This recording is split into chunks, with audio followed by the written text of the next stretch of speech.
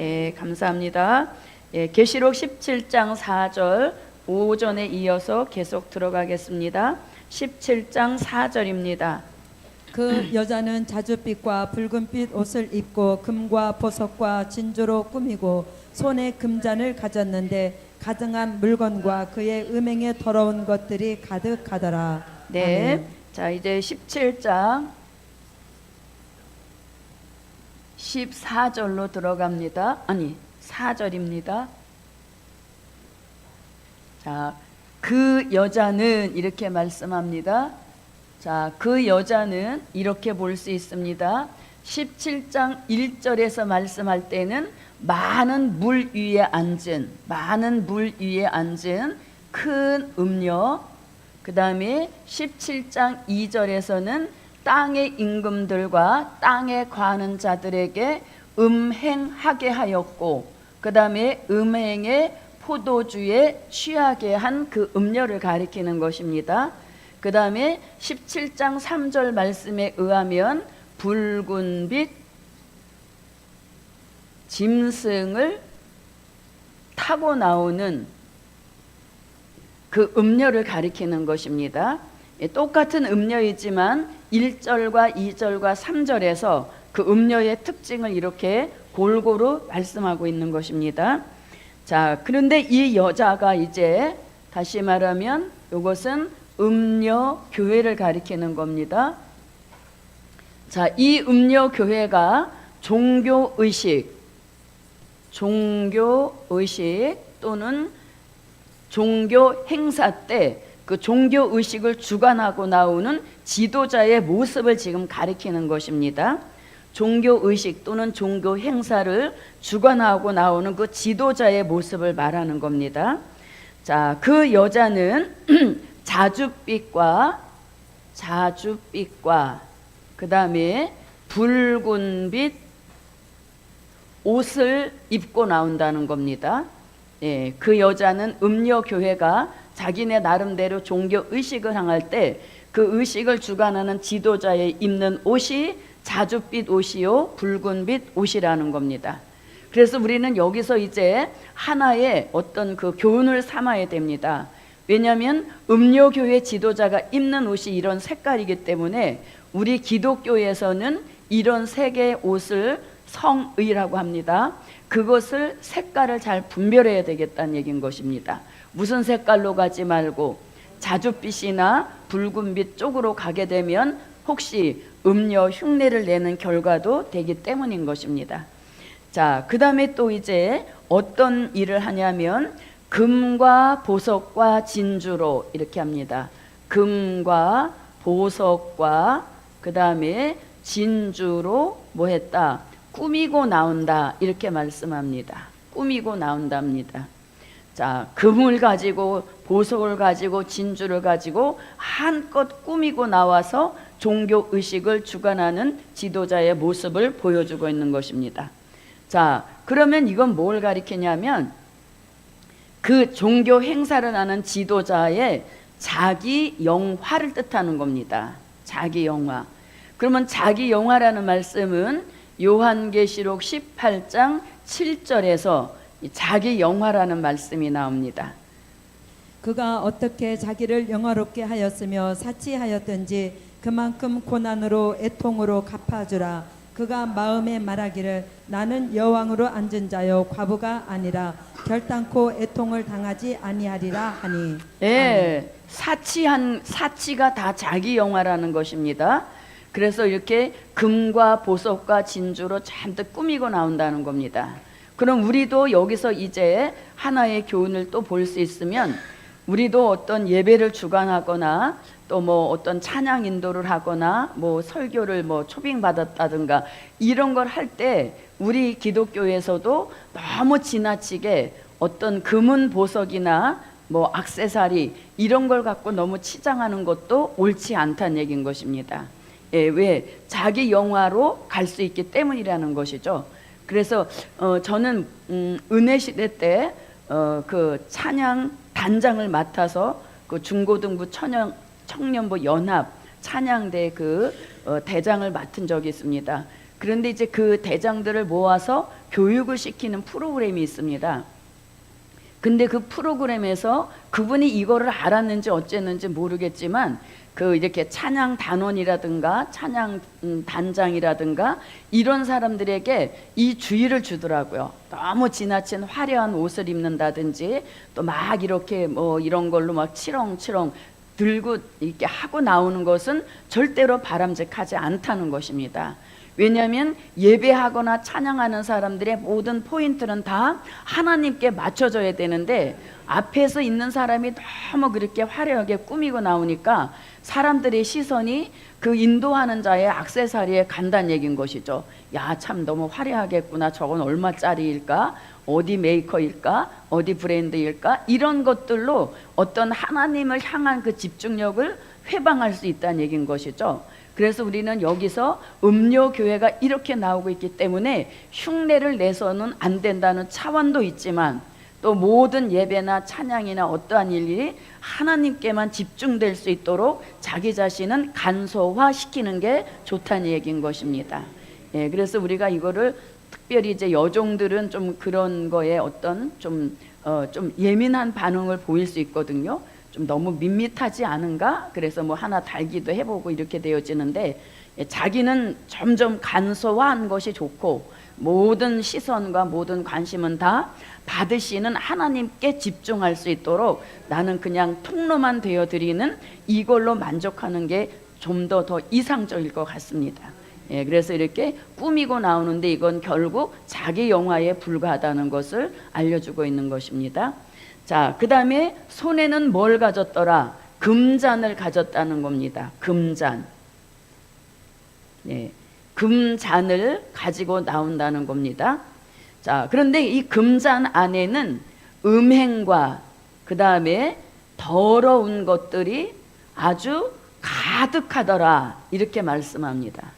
그러니까 이거는 종교 행사 자체가 하나님하고는 상관이 없는 겁니다. 왜냐하면 자, 음행한 것과 더러운 것들이 가득 찬 그런 잔을 들고 나와서 종교 의식을 행한다고 하니까 신령한 하나님의 역사와는 상관이 없다는 것을 알려주고 있는 것입니다. 자, 그래서 우리가 또 기독교에서 성찬식 할 때에 이 잔을 금잔으로 쓰지 않는 것도 굉장히 중요한 것입니다. 뭐 금이 아니라다 금 몇 기를 두른 것도 합당치 않다는 것을 알려주고 있는 거죠. 그 구태여 음녀가 하고 있는 것을 기독교에서 따라서 흉내낼 필요는 없다는 얘기인 것입니다. 예, 그래서 이렇게 종교 행사를 할 때 그 지도자의 모습, 옷은 이런 걸 입었다, 잔뜩 꾸미고 나온다, 또 손에는 금잔을 들었지만 그거 안에는 음행한 것과 더러운 것들이 가득 찼다 이렇게 말씀합니다. 예, 그래서 이렇게 종교 의식을 행할 때 이렇게 화려한 옷차림으로 나오지만 음행한 것과 더러운 것들이 가득 차다 이렇게 말씀합니다. 자, 그 다음에 이제 5절을 한번 읽어보겠습니다. 17장 5절입니다. 그 이마에 이름이 기록되었으니 비밀이라 큰 바벨론이라 땅의 음녀들과 가증한 것들의 의미라 하였더라. 네. 자, 요한계시록에는 이마가 자주 등장됩니다. 자, 여기서도 이제 그 이마에 이름이 기록되었다 할 때 그 이마는 누구의 이마? 네, 그 이마에 할 때 이 이마는 음녀의 이마인 것입니다. 자, 음녀의 이마에 무엇이 기록됐다? 네, 이름이 기록되었지만 비밀로 붙인다는 것입니다. 이마에 이름이 기록되었지만 이것은 비밀로 붙인다는 겁니다. 그러나 비밀일 것도 없습니다. 위에서 다 밝혀줬기 때문인 것입니다.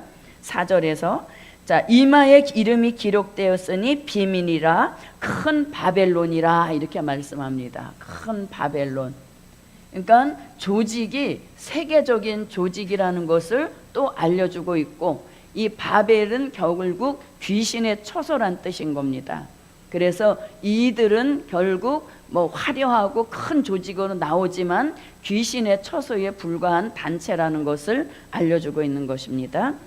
자, 그 다음에 땅의 음녀들과 여기 나옵니다. 이제 땅의 음녀들, 땅의 음녀들.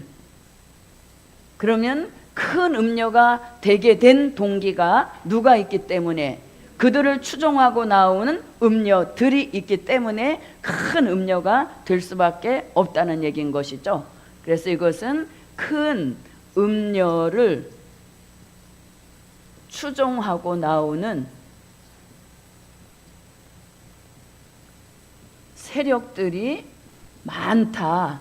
그러니까 또 다른 말로 말하면은 심판받을 교회들도 많다. 이런 뜻과 같은 의미가 되는 것입니다. 아멘. 예, 땅에 음료들이 많기 때문에 그 꼭대기 탑은 큰 음료가 될 수밖에 없다는 것이죠. 그런 걸 볼 때 이 큰 음료를 추종하고 나오는 이 음료들은 결국 심판의 대상이 된다는 얘기인 겁니다. 그러니까 우리 시대에 십자가 걸어놓고 교회 활동은 하고 있지만 안으로 들어가 보면 이미 음행한 그런 일들이 있기 때문에 결국은 심판의 대상이 될 교회들이 많다는 것을 이렇게 알려주고 있는 것입니다. 자, 그 다음에 이제 땅의 음료들과 가증한 것들의 어미라 이렇게 말합니다. 가증한 것들의 어미다. 누가? 큰 음료가. 예, 그러면 이거 뭐냐면 음료들의 모체란 얘기인 것입니다. 또는 본부다.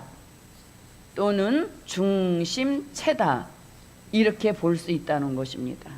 그래서 땅의 음료들, 이것은 큰 음료를 추정하고 나오는 세력들로서 어미가 된다는 겁니다. 그 큰 음료가 어미가 된다는 것은 음료들의 모체로요, 본부요, 중심체라는 것입니다. 자, 그러면 보십시오. 이 음료들이 주장하고 나오는 것이 다원주의라 했습니다. 다원주의. 다른 종교에도 구원이 있으니까 인정해 주자. 예수만이 구원은 아니다. 이런 비진리가 다원주의란 얘기인 것입니다. 그 다음에 혼합주의가 또 음료교회가 주장하고 나오는 비진리란 얘기인 것입니다. 그냥 다 모두가 하나로 되어서 섞어보자 라고 하는 것이 혼합주의인 것이고, 또 붉은 빛 짐승을 타고 나오니까 용공주의란 얘기인 것입니다. 또 교회에 모든 법이 있음에도 불구하고 자유주의를 포방하고 나오는 이러한 것들이 음료의 비진리적인 사상이란 얘기인 것입니다. 자, 그러면 우리는 이런 것들이 틀렸다는 것을 요한복음 14장 6절을 통해서도 알 수 있고, 사도행전 4장 11절로 12절을 통해서도 알 수 있고, 또 사도행전 16장 30절로 31절에서도 정확하게 구원은 누구밖에 없다, 예수밖에 없다는 것을 너무나 철저하게 말씀을 하고 있음에도 불구하고 이런 비진리가 난무하는 우리 시대란 얘기인 것입니다.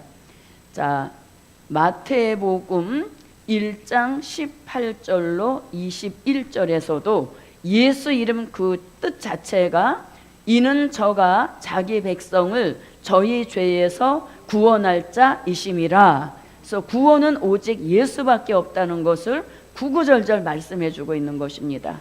그리고 이것은 기독교의 진리 중에서 가장 기초적인 진리인 것입니다. 이방이 교회에 들어오면 가장 먼저 알려주는 것이 예수만 믿어야 구원이다 하는 것을 알려주고 있는 진리인 것이죠. 근데 얼마 전에 그 TV에 어떤 토크쇼를 잠깐 봤는데 그분이 이렇게 얘기를 하더라고요. 아니, 기독교 사람들은 왜 기독교만 믿으라고 하는지 이해가 안 간다고. 우리 불교에서는 그런 말 안 한다고 이렇게 얘기를 하더라고요. 예, 왜 기독교만 하라는 그 진리를 모르니까 그런 소리를 하게 되는 것이죠. 그래서 이거는 그만한 이유가 있기 때문에 오직 예수라고 하는 것을 우리는 끝까지 주장할 수밖에 없는 것입니다. 자, 요한복음 14장 6절입니다. 예수께서 가라사대 내가 곧 길이요 진리요 생명이니 나로 말미암지 않고는 아버지께로 올 자가 없느니라. 네, 나로 말미암지 않고는 아버지께로 가는 길 자체가 없다는 얘기인 것입니다. 그래서 이거는 외길이라는 것입니다. 오직 예수 한 길이라는 것입니다. 자, 사도행전 4장 11절부터 12절입니다. 이 예수는 너희 건축자들의 버린 돌로서 집 모퉁이의 머릿돌이 되었느니라. 다른 이로서는 구원을 얻을 수 없나니 천하 인간의 구원을 얻을 만한 다른 이름을 우리에게 주신 일이 없음이니라. 네, 이 예수는 하면서 천하 인간의 다른 구원 얻을 만한 이름을 주신 적이 없다. 이렇게 딱 잘라서 말씀하셨습니다.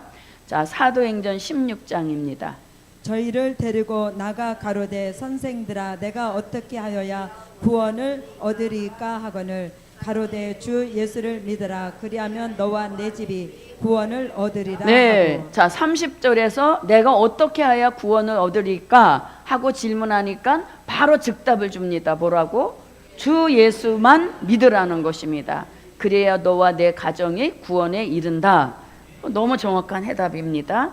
자, 마태복음 1장 18절부터 21절입니다. 예수 그리스도의 나심은 이러하니라. 그 모친 마리아가 요셉과 정혼하고 동거하기 전에 성령으로 잉태된 것이 나타났더니 그 남편 요셉은 의로운 사람이라 저를 드러내지 아니하고 가만히 끊고자 하여 이 일을 생각할 때에 주의 사자가 현몽하여 가로되 다윗의 자손 요셉아 내 아내 마리아 데려오기를 무서워 말라. 저에게 잉태된 자는 성령으로 된 것이라. 아들을 낳으리니 이름을 예수라 하라. 이는 그가 자기 백성을 저희 죄에서 구원할 자이심이라 하니라. 아멘. 네, 그래서 정확한 구원자는 오직 예수 한 분인 것입니다. 하늘이 두 쪽이 나도 이거는 오직 예수밖에 없는 것입니다. 그래서 여기서 음녀들이라고 하는 것은 기독교임에도 불구하고 다원주의, 혼합주의, 용공주의, 자유주의 이런 것들을 표방하고 나오는 기독교들이 결국 이 세력에 해당된다라고도 볼 수 있는 것입니다. 그래서 이제 우리가 이런 이제 뭐 교단이나 이런 것들이 음녀와 어떤 타협하는 그런 것들이 있는 교단들이 상당히 많다는 것입니다.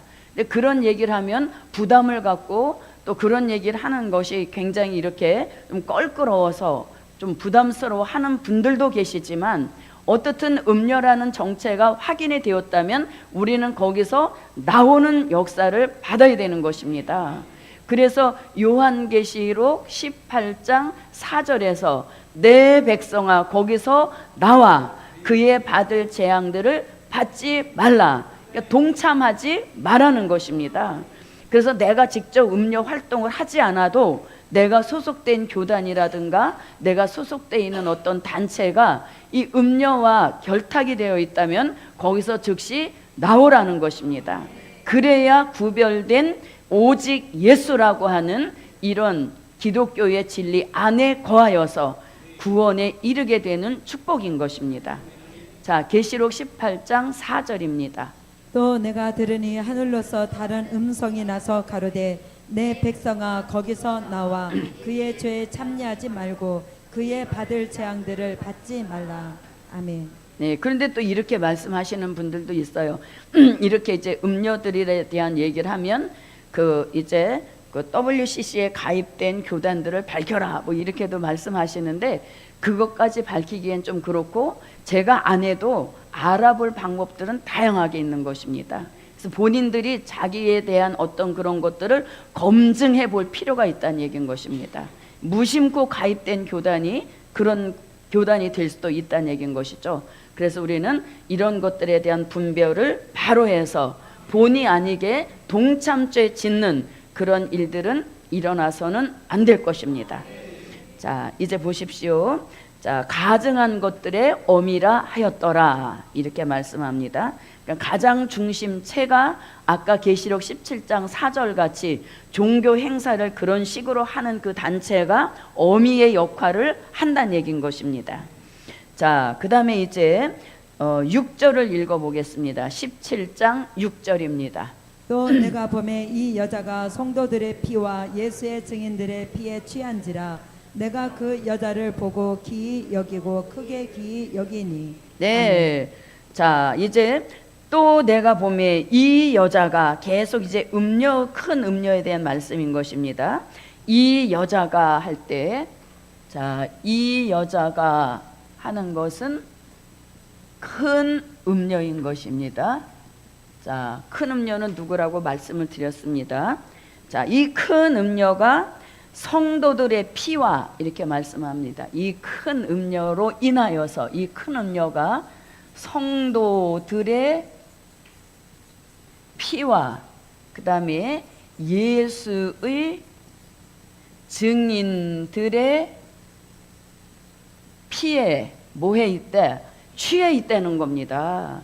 예. 그러니까 이건 뭘 가리키는가 하면, 자, 순교자들을 아주 많이 나오게 한 종교단체란 얘기인 것입니다. 큰 음료는 성도들의 피와 예수의 증인들의 피에 아예 취해 있다는 겁니다. 그만큼 순교자들을 아주 많이 나오게 한 복음의 대적, 하나님의 대적, 교회의 대적 세력이라는 것을 알려주고 있는 것입니다. 자, 그러면 잘 보십시오. 아까 큰 음료가 누구를 타고 나왔습니까? 붉은빛 짐승을 타고 나왔습니다. 그럼 그 붉은빛 짐승, 즉 공산주의와 대항하다가 희생당한 순교자들이 있었습니다. 그러니까 그 여자가 타고 나온 붉은빛 짐승도 결국은 순교자를 많이 나오게 한 그런 세력인 것이고, 그 세력을 타고 나오는 큰 음료 또한 성도들의 피와 예수의 증인들의 피에 취해 있는 그런 종교 단체라는 얘기인 것입니다. 그러니까 그 붉은빛 짐승과 이 큰 음료는 아주 기독교하고는 너무너무 만나서는 안 될 상극적인 그런 존재라는 것을 또 알려주고 있는 것입니다. 자, 그래서 이렇게 순교자들 가장 많이 나오게 한 종교 단체라는 것입니다. 자, 그러면 이 순교자에 대한 말씀은 요한계시록 6장 9절로 11절에서 이 순교자들도 자기들이 억울하게 죽은 핏값을 갚아달라고 기도하는 역사 있음을 알려주는 것입니다. 다섯째 인을 떼실 때 내가 보니 하나님의 말씀과 저희의 가진 증거를 인하여 죽임을 당한 영혼들이 제단 아래 있어 큰 소리로 불러 가로되 거룩하고 참되신 대주제여 땅에 거하는 자들을 심판하여 우리 피를 신원하여 주지 아니하시기를 어느 때까지 하시려나이까 하니 각각 저희에게 흰 두루마기를 주시며 가라사대 아직 잠시 동안 쉬되 저희 동무총들과 형제들도 자기처럼 죽임을 받아 그 수가 자기까지 하라 하시더라. 네. 아멘. 자, 그러니까 복음을 위해 주를 위해 억울하게 흘린 피가 있다면 하나님은 반드시 갚아주시는 겁니다. 자, 나일강에 빠져 죽은 그 어린 아이들의 피값은 모세로 갚게 한 것입니다. 또 포도밭을 지키다가 차라리 비질리와 타협하느니 내가 죽는 게 낫겠다, 죽음을 택한 라봇의 피값은 엘리야로 갚게 하신 겁니다.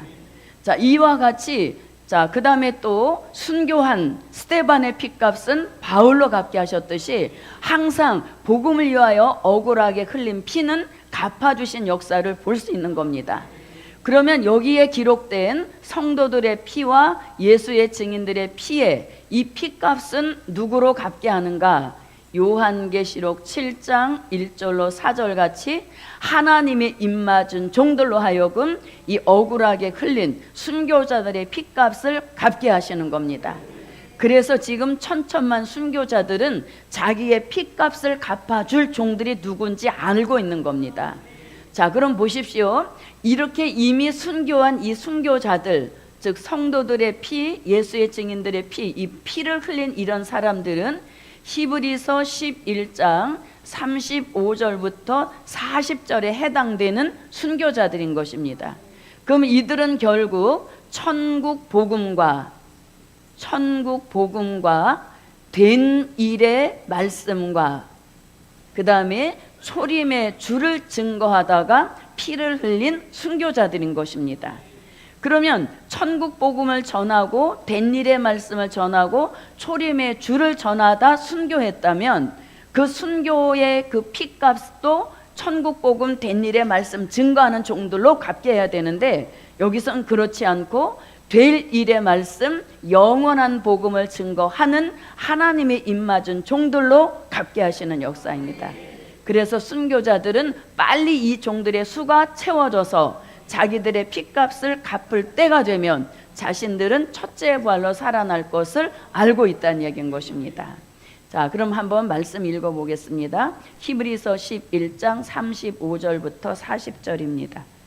여자들은 자기의 죽은 자를 부활로 받기도 하며 또 어떤 이들은 더 좋은 부활을 얻고자 하여 악형을 받되 구차히 면하지 아니하였으며 또 어떤 이들은 희롱과 채찍질 뿐 아니라 결박과 옥에 갇히는 시험도 받았으며 돌로 치는 것과 톱으로 켜는 것과 시험과 칼에 죽는 것을 당하고 양과 염소의 가죽을 입고 유리하여 궁핍과 환난과 학대를 받았으니 이런 사람은 세상이 감당치 못하도다. 저희가 광야와 산중과 암열과 토굴에 유리하였느니라. 이 사람들이 다 믿음으로 말미암아 증거를 받았으나 약속을 받지 못하였으니 이는 하나님이 우리를 위하여 더 좋은 것을 예비하셨은즉 우리가 아니면 저희로 온전함을 이루지 못하게 하려 하심이니라. 네. 아멘. 자, 이렇게 어마어마한 악형을 받은 순교자들인 것입니다. 그들은 이런 복음의 역사를 위하여 순교했는데 그 피값을 갚아줄 사람들은 오히려 하나님의 인을 맞고 나오는 영원한 복음 될 일의 말씀을 외치는 종들로 이들의 피값을 갚게 하시는 역사인 겁니다. 그래서 저도 여러분도 순교자의 호소 기도 속에 우리가 응답받아 복음을 받게 하신 줄 믿습니다. 예, 그래서 순교자들은 굉장히 우리와 친근한 어떤 끈끈한 그런 관계가 있는 종들인 것입니다. 그래서 혹시 우리가 기도에 어떤 그런 힘이 딸리고 부족해서 기도를 좀 하지 못하고 좀 설렁설렁 왔다 갔다 해도 그만한 모습으로 갈 수 있는 것은 누구 기도 덕이다. 예, 순교자들은 밤낮으로 기도하는 겁니다. 영원이기 때문에. 그래서 우리가 혹시 또 이러쿵저러쿵 하다가 또 복음 버리고 갈까봐 노심초사해서 한 사람 한 사람 위하여서 쉼 없이 기도해주는 그야말로 우리들의 은인인 것입니다. 그래서 우리가 이제 순교자를 만나게 되면 고맙다고 인사를 해줘야 되죠. 왜 미약하고 부족하고 정말 왔다 갔다 하는 우리 중심을 잡아주려고 졸지도 않고 먹지도 않고 기도를 쏟아부어 주시니 우리가 이만한 모습으로 가고 있는 줄 믿습니다. 자, 이렇게 이제 순교자의 핏값은 하나님의 입맞은 종들로 갚게 하시는 역사인 것입니다. 자, 그 다음에 이제 다시 와보십시오. 자, 또 내가 6절 또 내가 보매 이 여자가 성도들의 피와 예수의 증인들의 피에 취한지라. 내가 그 여자를 보고 기히 여기고 또 기히 여기니. 참 화려한 종교 단체임에도 불구하고 그렇게 순교자를 많이 나오게 한 그 종교 단체를 보니까 기이하다는 생각이 드는 겁니다. 그랬더니 기이하네 속으로 그렇게 생각을 했는데 천사가 그걸 알아차린 겁니다. 그래서 사도 요한한테 뭐라고 7절에서 천사가 가로되 왜 기이 여기느냐, 왜 기이 여기느냐, 천사가 다 알아챈 겁니다. 그러면서 뭐라고 하냐면 내가 여자와 그의 탄 바 7 머리와 10뿔 가진 짐승의 비밀을 내게 이르리라 이렇게 말해줍니다. 그러니까 이상하다. 우리가 알기에는 화려한 종교고 굉장히 큰 단체, 본부가 어마어마한 그런 로마에 있는 그런 단체인데 그들이 이렇게 했구나 하면서 기이 여기니까 이제 기이 여기는 사도 요한한테 이제 여자와 그리고 그 여자가 타고 나오는 짐승의 비밀을 내게 이르리라 이렇게 말씀합니다. 자, 그러면 이제 여기에서 우리가 뭘 한번 이제 짚고 넘어가는가 하면, 자, 여자와 할 때 그 여자는 음녀인 것입니다. 자, 그의 탄바 짐승의 비밀 이렇게 말합니다. 그 타고 나오는 짐승은 무슨 짐승? 붉은빛 짐승이었습니다. 그런데 그 짐승한테 7 머리와 그 다음에 10뿔이 있다 이렇게 말씀합니다. 자, 그럼 이제 7 머리에 대한 말씀은 또 이제 9절에 가서 더 자세하게 나오는데 한번 이렇게 알아보겠습니다. 자, 일곱 머리라는 성경 구절을 한번 우리가 알아볼 필요가 있습니다. 일곱 머리가 나오는 성경 구절은 요한계시록 12장 3절에서 일곱 머리에 대한 말씀이 나오고, 또 요한계시록 13장 3절에서도 나오고, 요한계시록 17장 3절에서도 나오고, 그 다음에 또 요한계시록 오늘 본문 17장 7절에서 나오고 17장 9절에서도 일곱 머리라는 말씀이 이렇게 나옵니다. 자, 한 절 한 절 한번 읽어보겠습니다. 하늘에 또 다른 이적이 보이니 보라, 한 큰 붉은 용이 있어 머리가 일곱이요 뿔이 열이라. 그 여러 머리에 일곱 면류관이 있는데. 네, 일곱 머리란 말씀 나옵니다. 13장 3절입니다. 그의 머리 하나가 상하여 죽게 된 것 같더니 그 죽게 되었던 상처가 죄송합니다. 13장 1절입니다. 죄송합니다. 내가 보니 바다에서 한 짐승이 나오는데 뿔이 열이요 머리가 일곱이라. 그 뿔에는 열 면류관이 있고 그 머리들에는 참남된 이름들이 있더라. 네, 거기도 일곱 머리 열 뿔에 대한 말씀이 나옵니다. 자, 그 다음에 여자가 타고 나온 짐승의 17장 3절에서도 일곱 머리 말씀 나옵니다. 곧 성령으로 나를 데리고 광야로 가니라. 내가 보니 여자가 붉은 빛 짐승을 탔는데 그 짐승의 몸에 참남된 이름들이 가득하고 일곱 머리와 열 뿔이 있으며. 네, 자, 여기서도 또 이제 오늘 본문에서 일곱 머리 나옵니다. 천사가 가로되 왜 기이 여기느냐. 내가 여자와 그의 탐바 일곱 머리와 열 뿔 가진 짐승의 비밀을 내게 이르리라. 네, 자, 9절에서도 일곱 머리란 말씀 나옵니다. 지혜 있는 뜻이 여기 있으니 그 일곱 머리는 여자가 앉은 일곱 산이요. 네, 아멘. 자, 그래서 일곱 머리에 대한 말씀이 이렇게 여러 곳에서 나옵니다. 자, 그 다음에 이제 열 뿔에 대한 말씀입니다. 일곱 머리가 나오면 거의 열 뿔이 같이 나오는 걸 볼 수 있습니다. 12장 3절에서 열 뿔, 계시록 13장에서 열 뿔, 계시록 17장 3절에서도 열 뿔이 나오고, 그 다음에 오늘 본문 7절에서도 열 뿔이 나옵니다. 자, 그 다음에 열 뿔이 또 12절에 가서도 열 뿔이란 말씀이 나옵니다. 자, 또 열 뿔에다가 초점을 두시고 또 한번 읽어보겠습니다. 하늘에 또 다른 이적이 보이니 보라, 한 큰 붉은 용이 있어 머리가 일곱이요 뿔이 열이라. 그 여러 머리에 일곱 면류관이 있는데. 네, 아멘. 열 뿔이란 말씀 나옵니다. 13장 1절입니다. 내가 보니 바다에서 한 짐승이 나오는데 뿔이 열이요 머리가 일곱이라. 그 뿔에는 열 면류관이 있고 그 머리들에는 참남된 이름들이 있더라. 네, 아멘. 7절 보겠습니다. 오 성령으로 나를 데리고 광야로 가니라. 내가 보니 여자가 붉은 빛 짐승을 탔는데 그 짐승의 몸에 참남된 이름들이 가득하고 일곱 머리와 열 뿔이 있으며. 네, 자, 12절입니다. 내가 보던 열 뿔은 열 왕이니 아직 나라를 얻지 못하였으나 다만 짐승으로 더불어 임금처럼 권세를 일시 동안 받으리라. 네, 열 뿔에 대한 말씀을 계시록에서 하고 있고, 또 유일하게 다니엘 선지자가 다니엘서 7장 7절에서 열 뿔에 대한 말씀을 합니다. 그리고 다니엘서 7장 20절과 24절에서도 열 뿔에 대한 말씀을 하고 있습니다. 내가 밤 이상 가운데 그 다음에 본 넷째 짐승은 무섭고 놀라우며 또 극히 강하며 또 큰 철이가 있어 먹고 부서뜨리고 그 나머지를 발로 밟았으며 이 짐승은 전에 모든 짐승과 다르고 또 열 뿔이 있으므로. 아멘. 네, 자, 열 뿔 나왔고 20절로 한번 가보겠습니다. 또 그것의 머리에는 열 뿔이 있고 그 외에 또 다른 뿔이 나오매 새 뿔이 그 앞에 빠졌으며 그 뿔에는 눈도 있고 큰 말하는 입도 있고 그 모양이 동류보다 강하여 보인 것이라. 내가 본즉 이 뿔이 네. 성도들로 더불어 자, 싸워 자, 이기었더니 24절 한번 보겠습니다.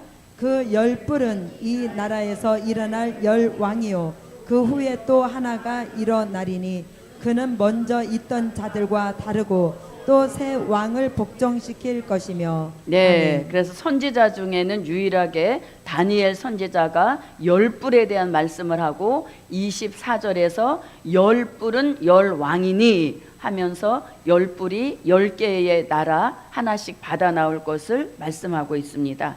자, 요건 이제 우리가 하도 7머리 10뿔에 대한 말씀이 많이 나오기 때문에 한번 이렇게 참고를 해봤습니다. 자, 그 다음에 이제 17장 7절 제가 다시 읽어볼게요. 천사가 가로되 왜 기히 여기느냐? 내가 여자와 그의 탄 바 7머리와 10뿔 가진 짐승의 비밀을 내게 이르리라 해놓고 이제 8절부터 요 짐승에 대한 비밀을 알려주고 있는 것입니다. 자, 이제 8절로 들어가 보겠습니다. 내가 본 짐승은 전에 있었다가 시방 없으나 장차 무적행으로부터 올라와 멸망으로 들어갈 자니 땅에 거하는 자들로서 창세 이후로 생명책에 농명되지 못한 자들이 이전에 있었다가 시방 없으나 장차 나올 짐승을 보고 기이 여기리라. 네, 이제 요 말씀이 말세복음 중에서 조금 난이도가 높은 그러한 말씀입니다. 그래서 요걸 잘 깨달으면 나머지 말씀은 깨닫지 못할 말씀이 없습니다. 자, 여기서 이제 뭐라고 하냐면 내가 본 짐승 이렇게 말씀합니다. 그럼 내가 본 짐승은 여자가 타고 나오는 붉은빛 짐승인 것이고 또 그 짐승은 7머리와 10뿔을 가진 짐승인 것입니다. 그럼 이제 이 짐승이 어떤 세력이냐 그걸 알려주는 거예요. 자, 이 짐승은 전에 있었다가 이렇게 말씀합니다. 전에 있었다가 시방은 없으나 이렇게 말씀합니다. 자, 그럼 이건 뭘 가리키냐면 자, 7째 머리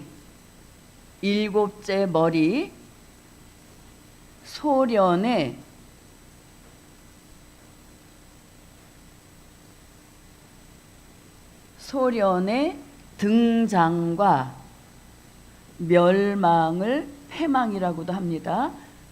뜻한 것입니다.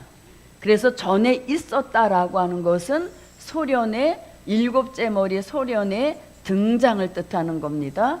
그것은 1917년 10월 혁명을 통해서 등장이 됐고 그 다음에 시방은 없다라고 하는 것은 7째 머리 소련의 패망을 뜻하는 것입니다. 언제? 1991년에 패망이 된 것입니다. 그래서 전에 있었다 시방은 없다라고 하는 것은 7째 머리 소련의 등장과 패망이 더 나을 것 같습니다. 등장과 패망을 뜻한 것입니다. 자, 그러면 이거랑 매우 비슷한 말씀들을 우리가 이미 배워왔습니다. 전에 있었다가 시방은 없으나 이게 소련의 등장과 패망에 대한 말씀인데 자, 비슷한 말씀을 한번 찾아보겠습니다. 자, 요한계시록 13장 3절에서도 이와 비슷한 말씀을 하고 있습니다. 그 다음에 요한계시록 13장 12절에서도 요한계시록 13장 14절에서도 하고 있습니다. 이것이 다 소련, 7째 머리 소련의 등장과 패망을 알리는 말씀입니다. 그리고 넘어와서 오늘 계시록 17장 8절에서는 똑같은 말씀을 2번 반복하고 있습니다. 자, 그 다음에 요한계시록 17장 11절에서도 패망을 말씀하고 있습니다. 자, 그럼 요거는 한번 한 절 한 절 다 모든 분들이 찾아서 천천히 한번 읽어보겠습니다. 13장 3절입니다. 그의 머리 하나가 상하여 죽게 된 것 같더니 그 죽게 되었던 상처가 나음에 온 땅이 이상히 여겨 짐승을 따르고. 네. 아멘. 자, 그러면 지금 우리가 7째 머리의 소련의 등장과 패망입니다. 그럼 13장 3절에서는 이제 소련의 패망을 뜻하는 겁니다. 그럼 여기서 그의 머리 하나가 상하여 죽게 된 것 같다 이렇게 말합니다. 그의 머리 하나는 7째 머리 소련을 가리키는 겁니다. 그의 머리 하나가 상하여 죽게 된 것 같더라. 된 것 같더라. 이게 결국 뭘 뜻하는 겁니까? 일곱째 머리 소련의 패망을 뜻하는 것입니다. 그래서 3절에서도 이렇게 말씀했죠. 8절에서 시방은 없으나 이것과 같은 뜻이 되는 겁니다. 그래서 상하여 죽게 된 것 같더라가 바로 소련의 패망을 뜻하는 겁니다. 요거를 또 12절에서는 또 다른 표현으로 말합니다. 자, 13장 12절로 한번 오겠습니다. 저가 먼저 나온 짐승의 모든 권세를 그 앞에서 행하고 땅과 땅에 거하는 자들로 처음 짐승에게 경배하게 하니 곧 죽게 되었던 상처가 나은 자니라. 네. 그럼 아멘. 여기서 이제 패망을 뜻하니까 곧 뭐라고? 죽게 되었다. 이렇게 말해. 죽게 되었다. 여기까지가 패망을 뜻하는 것입니다. 곧 죽게 되었다. 이게 일곱째 머리 소련의 패망을 뜻하는 겁니다. 자, 그 다음에 14절에서도 조금 다른 표현을 합니다. 짐승 앞에서 받은 바 이적을 행함으로 땅에 거하는 자들을 미혹하며 땅에 거하는 자들에게 이르기를 칼에 상하였다가 살아난 짐승을 위하여 우상을 만들라 하더라. 네, 아멘. 그럼 여기서는 칼에 상하였다. 이걸 뜻하는 것입니다. 칼에 상하였다. 그럼 이것도 결국은 뭘 말씀하는 겁니까? 일곱째 머리 소련의 패망을 뜻하는 겁니다. 그래서 칼에 상하였다 이렇게 표현하고 있습니다. 자, 그 다음에 이제 오늘 본문 17장 8절로 와보겠습니다. 자, 8절 읽어주십시오. 내가 본 짐승은 전에 있었다가 시방 없으나 장차 무적행으로부터 올라와 멸망으로 들어갈 자니 땅에 거하는 자들로서 창세 이후로 생명책에 농명되지 못한 자들이 이전에 있었다가 시방 없으나 장차 나올 짐승을 보고 기이 여기리라. 네. 아멘. 자, 그러니까 이제 8절 첫째 줄에 보면 내가 본 짐승은 전에 있었다가 이렇게 말합니다. 자, 요 말씀인 것이죠. 전에 있었다라고 하는 것은 소련의 등장을 말한 것이고, 그 다음에 무엇은 없다. 네, 시방은 없으나 여기 소련의 패망을 뜻하는 겁니다. 자, 요거를 그대로 쓰시면 되겠습니다. 전에 있었다는 것은 뭘 뜻한다? 있었다는 것은 소련의 일곱째 머리 소련의 등장을 말하는 겁니다.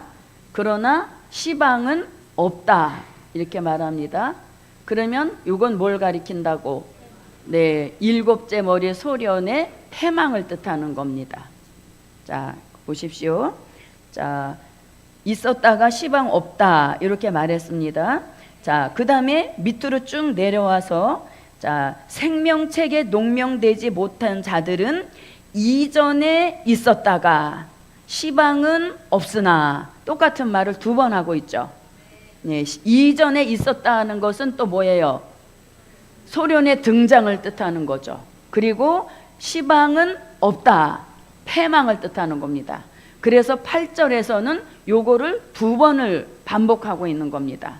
전에 있었다가 시방 없다. 요거를 첫째 줄에서도 나오고 8절을 마치는 끝줄에서도 전에 있었다, 시방은 없다 라고 하는 것은 소련의 등장은 있었지만 그것은 현재로 볼 때는 패망하여 없어졌다 이렇게 보는 것입니다. 자, 그 다음에 이제 17장 11절을 또 봅니다. 전에 있었다가 시방 없어진 짐승은 여덟째 왕이니 일곱 중에 속한 자라. 네, 저가, 자, 아멘. 여기서도 전에 있었다 이렇게 말합니다. 전에 있었다는 것은 일곱째 머리 소련의 등장을 뜻하는 겁니다. 그런데 또 뭐라고? 시방은 없다 이렇게 말합니다. 시방은 없다. 이것 또한 뭘 가리킨다? 소련의 패망을 뜻하는 겁니다. 그래서 전에 있었다, 시방은 없다. 이 말씀은 일곱째 머리 소련의 등장과 패망을 동시에 알려주는 말씀인데 우리가 지금껏 이렇게 받은 말씀을 이렇게 정리를 해보니까 13장 3절에서는 상하여 죽게 된 것 같더라. 패망을 뜻한 겁니다. 자, 13장 12절에서는 곧 죽게 되었다. 예, 상처가 나는다는 것이 후에 있을 일이고 죽게 되었다. 소련의 패망인 것이고 14절에서는 칼에 상하였다는 겁니다. 이것 또한 소련의 패망을 뜻하는 겁니다. 그 다음에 8절에 전에 있었다라고 하는 것은 소련의 등장인 것이고, 그러나 시방은 없다라고 하는 것은 패망을 뜻한 겁니다. 그 다음에 17장 11절에서도 전에 있었다가 시방은 없다라고 하는 것은 소련의 등장과 패망을 아울러서 말씀한 것입니다. 자, 이제 이렇게 이제 패망만 한 것이 아니라 또 뭐가 있습니까? 소련의 회생이 있는 것이죠. 패망한 걸로 끝나는 게 아닌 것입니다. 자, 그러면 소련의 회생, 이 소련의 회생을 다른 뜻으로 보면 러시아의 등장인 것입니다. 그리고 이 소련의 회상과 러시아의 등장은 때가 되면 결국 이 세력이 8째 왕이 되는 것입니다. 8째, 잠깐만 보십시오. 아까 전에 있었다 시방은 없으나 7째 머리 소련의 패망 말씀했죠. 이건 지금 우리가 조금 전에 했던 것은 계시록에서만 나타낸 겁니다. 그런데 이 소련의 패망을 선지서에도 말씀합니다. 자, 보십시오. 이사야 10장 5절에서는 이 소련 악의 도구를 몽둥이, 막대기로 쓰신다는 겁니다. 쓰신다는 것은 등장했다는 뜻인 겁니다. 그런데 때가 되면 이사야 14장 5절 같이 꺾으신다 이렇게 말합니다. 이제는 쓸 만큼 다 썼기 때문에 뭐 한다? 꺾으신다는 겁니다. 이 꺾으신다는 것이 곧 7째 머리 소련의 패망을 뜻하는 것이죠. 그러니까 이사야 선지자도 7째 머리 소련은 패망한다는 걸 이렇게 나타낸 겁니다. 자, 그 다음에 이사야 14장 29절에서는 너를 치던 막대기가 부러졌다 이렇게 말합니다. 부러졌다, 이것도 결국은 뭘 뜻한다? 소련의 패망을 뜻하는 겁니다. 그래서 이사야 선지자도 사도 요한같이 7째 머리 소련이 패망할 것을 이렇게 말씀했습니다. 자, 그 다음에 다니엘 선지자도 다니엘서 7장 10절에서 넷째 짐승이 죽임을 당해서 시체가 되어 붙는 불에 살라졌다 이렇게 말씀합니다. 자, 그럼 요거 한번 차례차례로 읽어봅니다. 자, 요 말씀을 어디다 연결 붙여야 되시는지는 아시죠?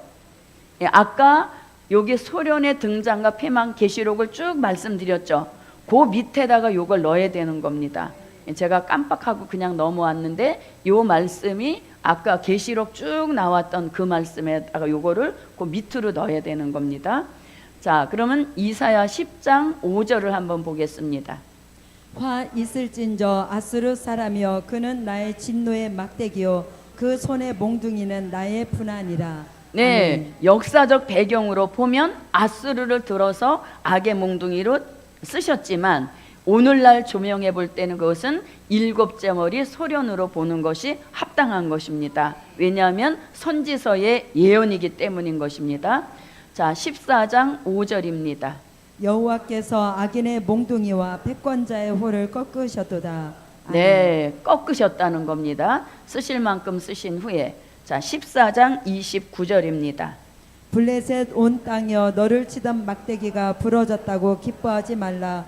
뱀의 뿌리에서는 독사가 나겠고 그 열매는 나는 불뱀이 되리라. 네, 부러졌다. 이게 바로 소련의 패망을 뜻하는 겁니다. 자, 그 다음에 다니엘서 7장 10절입니다. 불이 강처럼 흘러 그 앞에서 나오며 그에게 수종한 죄송합니다. 11절입니다. 그때 내가 그 큰 말하는 작은 뿔의 목소리로 인하여 주목하여 보는 사이에 짐승이 죽임을 당하고 그 시체가 상한 바 되어 붙는 불에 던진 바 되었으며. 네, 거기 짐승이 죽임을 당한다 할 때 그 짐승은 여기 11절에 등장하는 짐승은 다니엘서 7장 1절부터 8절에 등장하는 네 짐승 중에서 넷째 짐승, 소련의 패망을 뜻하는 겁니다. 예, 네 짐승 중에서 넷째 짐승으로 나오는 소련의 패망을 다니엘 선지자도 이렇게 본 것입니다. 자, 그래서 이렇게 소련의 패망을 선지자 이사야와 다니엘도 함께 했다는 것을 참고로 이제 알아보았습니다. 자, 그러면 이제 패망으로 끝나는 것이 아니라 소련은 회생이 되는데 그 회상은 곧 러시아의 등장을 뜻하는 것이고 또 러시아의 등장은 때가 되면 8째 왕이 된다는 것입니다. 자, 그럼 이제 여기에 해당되는 말씀을 우선 계시록부터 보겠습니다. 자, 요한계시록 13장 3절에서 말씀하고 있습니다. 요한계시록 13장 12절과 요한계시록 13장 14절에서 말씀하고 있고 오늘 본문 요한계시록 17장 8절에서 말씀하고 있고 요한계시록 17장 11절에서 이제 소련이 회생할 것이다 라는 것을 말씀하고 있습니다. 자, 그럼 이것도 차례차례 한번 다 읽어보겠습니다. 13장 3절입니다. 그의 머리 하나가 상하여 죽게 된 것 같더니 그 죽게 되었던 상처가 나으니 네, 아멘. 그 뭐라고? 죽게 되었던 죽게 되었던은 빼야지 되겠습니다. 아까 썼으니까 죽게 되었던 상처가 어떻게 됐다? 나음에 이렇게 됩니다. 나았다는 게 뭐다? 소련의 회생, 러시아의 등장, 때가 되면 8째 왕으로 나온다는 얘기인 것입니다. 그래서 상처가 나음에 소련의 회생을 뜻하는 겁니다. 자, 그 다음에 13장 12절로 한번 들어가 봅니다. 저가 먼저 나온 짐승의 모든 권세를 그 앞에서 행하고 땅과 땅에 거하는 자들로 처음 짐승에게 경배하게 하니 곧 죽게 되었던 상처가 나은 자니라. 네, 자 여기서도 3절하고 비슷한 말씀입니다. 곧 죽게 되었던 상처가 나은 자다. 이 나은 자가 누구다고? 소련의 회생, 러시아의 등장, 때가 되면 8째 왕이 될 그 세력을 가리키는 것입니다. 자, 그 다음에 14절입니다. 짐승 앞에서 받은 바 이적을 행함으로 땅에 거하는 자들을 미혹하며 땅에 거하는 자들에게 이르기를 칼에 상하였다가 살아난 짐승을 위하여 우상을 만들라 하더라. 네, 그럼 여기서는 칼에 상하였다가 살아난 짐승 이렇게 말씀하는 것입니다. 네, 살아난 짐승, 칼에 상하였다가 살아난 짐승, 이것이 곧 소련의 회생, 러시아의 등장, 8째 왕이 등장할 것을 이렇게 나타낸 겁니다. 자, 그 다음에 오늘 본문 17장 8절로 오겠습니다. 내가 본 짐승은 전에 있었다가 시방 없으나 장차 무지갱으로부터 올라와 멸망으로 들어갈 자니. 네, 일단 아멘. 거기까지 읽어보겠습니다. 전에 있었다라고 하는 것은 소련의 등장, 시방은 없으나라고 하는 것은 소련의 패망을 가리키는 겁니다. 그런데 패망으로 끝나는 것이 아니라 장차 이렇게 말합니다. 장차 무저갱으로부터 올라와 이렇게 말합니다. 무저갱으로부터 올라와. 올라온 것까진 좋았는데 결국 어디로 들어간다? 멸망으로 들어갈 자다 이렇게 말씀합니다. 멸망으로 들어갈 자. 자, 그러니까 장차 무저갱으로부터 올라올 자인데 그러면 장차 무저갱으로부터 올라왔다 여기서 끝나는 거죠. 그럼 이게 결국 뭐다? 소련의 회생, 러시아의 등장, 8째 왕으로 이제 등장할 것을 이렇게 표현한 겁니다. 장차 무저갱으로부터 올라와서 8째 왕을 하지만 그 8째 왕은 결국 멸망으로 들어가게 된다는 것입니다. 그래서 이렇게 소련의 회생, 러시아의 등장, 8째 왕을 17장 8절에서는 이렇게 표현한 겁니다. 자, 마치는 끝절에서도 똑같은 말씀이 나옵니다. 자, 어디서부터 읽는가 하면 창세 이후, 자, 창세 이후로 생명책에 농명되지 못한 자들이 이전에 있었다가 시방은 없으나, 이건 다 이제 등장과 패망이었습니다. 장차 나올 짐승 이렇게 말씀합니다. 그러니까 17장 8절에서는 장차 나올 짐승 이렇게 말씀하고 있으니 이게 다 소련의 회생, 러시아의 등장, 8째 왕으로 나올 것을 이렇게 말씀한 겁니다. 무슨 뜻인지 이해가 가십니까?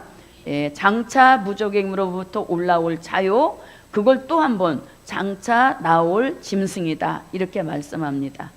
자, 그 다음에 11절에서도 소련의 회상, 러시아의 등장, 8째 왕을 말씀합니다. 전에 있었다가 시방 없어진 짐승은 8째 왕이니 7 중에 속한 자라. 저가 멸망으로 들어가리라. 네, 아멘. 그래서 11절에서는 아예 8째 왕이니 이렇게 정확하게 말씀하고 있는 것입니다. 네, 이렇게. 자, 이상과 같은 말씀은 사도 요한이 본 소련의 회생이요, 러시아의 등장이요, 8째 왕이 등장할 것을 이렇게 표현한 것입니다. 그래서 보십시오. 13장 3절에서는 죽게 되었던 상처, 죽게 되었다는 것은 패망을 가리키는 것이고, 그 상처가 나았다라는 것은 소련의 회생, 러시아의 등장, 때가 되면 8째 왕이 된다는 것입니다. 또 12절에서도 그 죽게 됐던 상처가 나은 자다.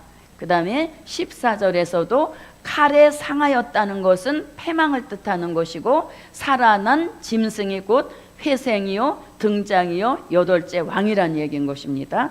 그리고 8절에서는 장차 무적행으로부터 올라올 자인데 결국은 멸망으로 들어간다는 겁니다. 똑같은 말씀을 또 한번 반복하죠. 장차 나올 짐승이라는 것입니다. 그리고 11절에서는 아예 뭐라고? 8째 왕이다 이렇게 표현하고 있는 겁니다. 그래서 이것은 다 뭘 가리키린다? 소련의 회생을 뜻하는 것입니다. 자, 그러면 이제 선지자들도 소련의 회생과 러시아의 등장과 8째 왕 등장을 선지자들도 내다본 말씀입니다. 자, 그럼 먼저 이사야 선지자가 이사야 14장 29절에서 너를 치던 막대기가 부러졌다고 기뻐하지 말라는 겁니다.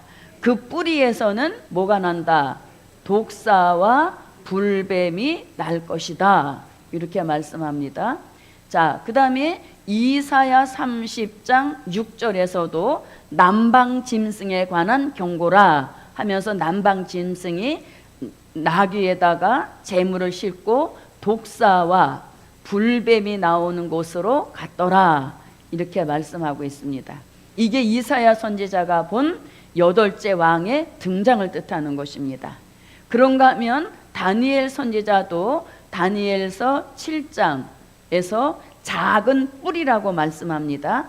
그 작은 뿔에 대한 말씀은 7장 8절과 11절에서 작은 뿔이다 이렇게 말하는데, 이 작은 뿔은 결국 수정통치 시대를 지배할 8째 왕이라는 얘기인 것입니다. 예, 그래서 이렇게 요런 말씀하고 이 말씀은 예언으로 내다본 말씀이 되겠습니다. 자, 이사야 14장 29절을 보겠습니다. 블레셋 온 땅이여 너를 치던 막대기가 부러졌다고 기뻐하지 말라.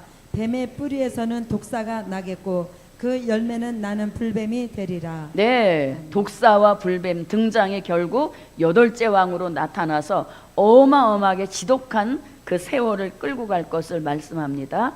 자, 이사야 30장 6절입니다. 남방 짐승에 관한 경고라. 사신들이 그 재물을 어린 나귀 등에 싣고 그 보물을 약대 재물 안장에 얹고 암사자와 수사자와 독사와 및 날아다니는 불뱀이 나오는 위험하고 공고한 땅을 지나 자기에게 무익한 민족에게로 갔으나. 네. 자, 그 다음에 다니엘 선지자 다니엘서 7장 8절과 11절입니다. 내가 그 뿔을 유심히 보는 중 다른 작은 뿔이 그 사이에서 나더니 먼저 뿔 중에 셋이 그 앞에 뿌리까지 뽑혔으며 이 작은 뿔에는 사람들의 눈 같은 눈이 있고 또 입이 있어 큰 말을 하였느니라. 아멘. 네. 그때 내가 그 큰 말하는 작은 뿔의 목소리로 인하여 주목하여 보는 사이에 짐승이 죽임을 당하고 그 시체가 상한 바 되어 붙는 불에 던진 바 되었으며. 네. 아멘. 자, 이렇게 해서 이사야 선지자와 다니엘 선지자도 소련이 회생되고 러시아가 등장한 결과 그 세력이 곧 8째 왕이 될 것을 이렇게 다양한 표현으로 말씀한 것입니다. 자, 그러면 이제 다시 본문으로 와 보겠습니다. 17장 8절 제가 읽어 보겠습니다. 내가 본 짐승은, 자, 그러면 여러분 초반에 말씀드렸습니다. 이 계시록 17장은 음료교회 심판입니다. 근데 음료교회가 결국은 계시록 13장 11절로 18절에 해당되는 거짓 선지자가 담당했던 그 음료교회를 뜻하는 겁니다. 그래서 17장하고 13장하고는 같은 내용이 나오는 겁니다. 그래서 여기서 지금 내가 본 짐승 이렇게 말하는데 17장에서는 음녀가 타고 나오는 짐승인 겁니다. 그런데 결국 이 짐승은 계시록 13장 1절부터 11절까지 등장하는 바다에서 올라온 짐승과 같은 세력인 거예요. 예, 그렇게 봐야 이게 잘 풀리는 겁니다. 이 짐승은 또 어디서 나왔지? 이렇게 되면 헷갈려서 풀려지지가 않는 거예요. 그래서 이 짐승은 이미 어디에 등장했다? 13장 1절부터 10절에서 바다에서 올라와서 수정통치 시대를 정치적으로 지배했던 무신론 공산주의를 뜻하는 겁니다. 같은 세력을 지금 말하는 거예요. 자, 그래서 내가 본 짐승은 전에 있었다라는 것은 소련이 등장한 겁니다. 그런데 시방은 없다는 겁니다. 이제 패망을 했다는 겁니다. 영원한 패망이 아니라 장차 무적행으로부터 올라온다 이렇게 말씀합니다. 자, 그럼 여기서 이제 이 짐승은 어디서 나왔다? 무적행으로부터 올라왔다는 겁니다. 자, 무적행으로부터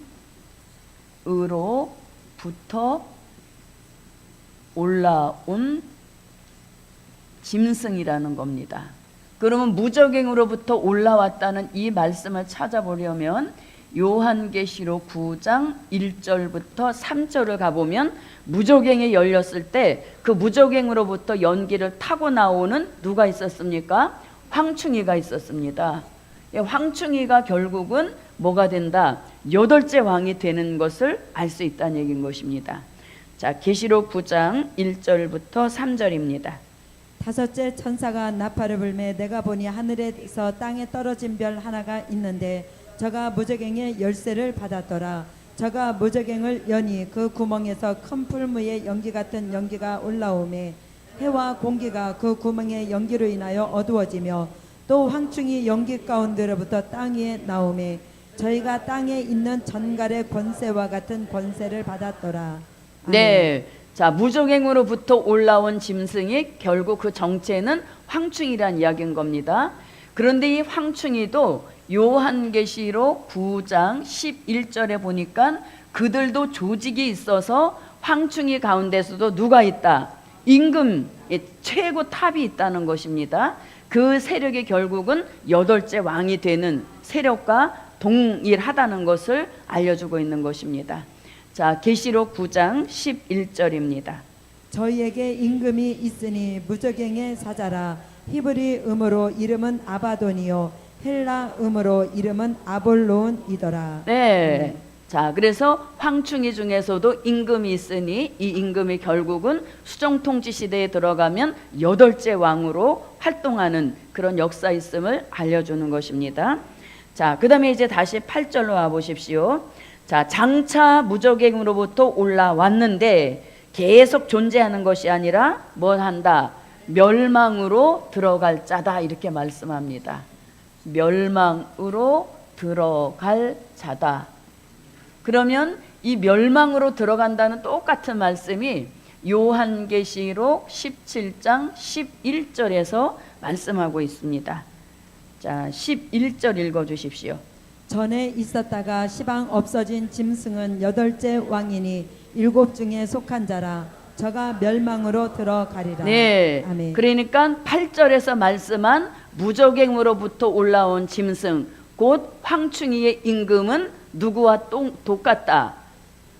8째 왕하고 동일인이라는 것을 알 수 있다는 얘기인 것입니다. 무적행으로부터 올라온 그 짐승이 황충이의 임금인데 결국은 멸망으로 들어간다는 것입니다. 똑같은 말씀을 11절에서 하시면서 이는 8째 왕이다 이렇게 말씀하고 있는 것이죠. 자, 어렵습니까? 자, 이게 말세복음에서 가장 고난도. 예. 그러나 이렇게 저도 이렇게 되기까지는 수없이 듣고 수없이 읽고 그래서 이제 조금 이게 정리가 조금 되는 것입니다. 예. 처음부터 다 알게 되어지면 저는 설 곳이 없는 거죠. 네. 자, 이제 보십시오. 자, 또 나옵니다. 자, 멸망으로 들어갈 자니, 그 다음에 이제 땅에 거하는 자들로서 이렇게 말합니다. 땅에 거하는 자들로서 창세 이후 생명책에 농명되지 못한 자 이렇게 말합니다.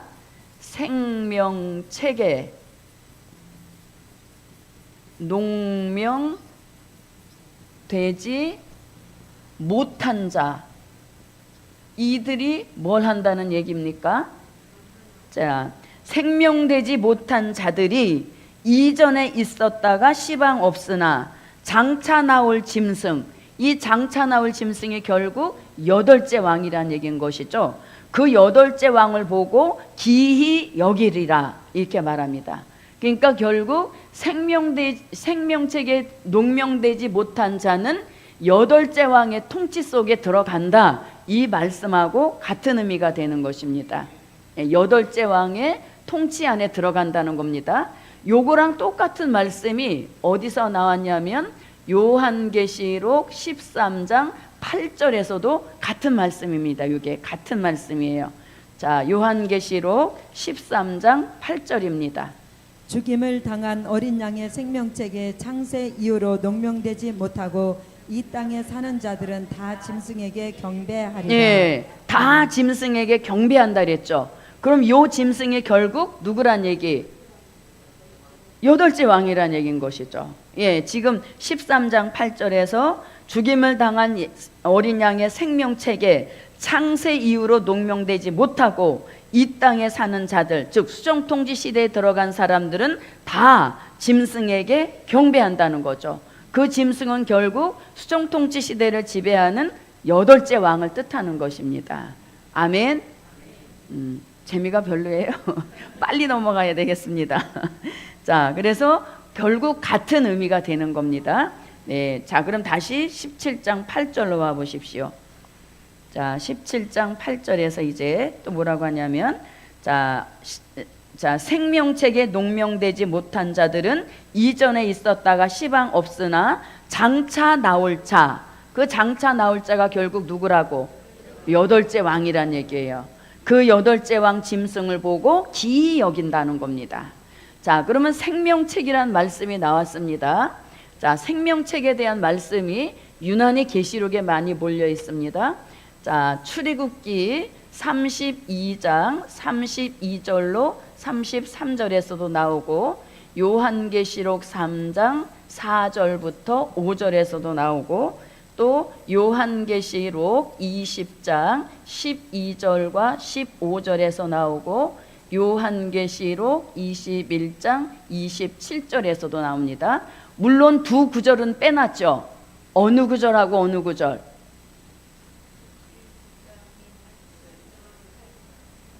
또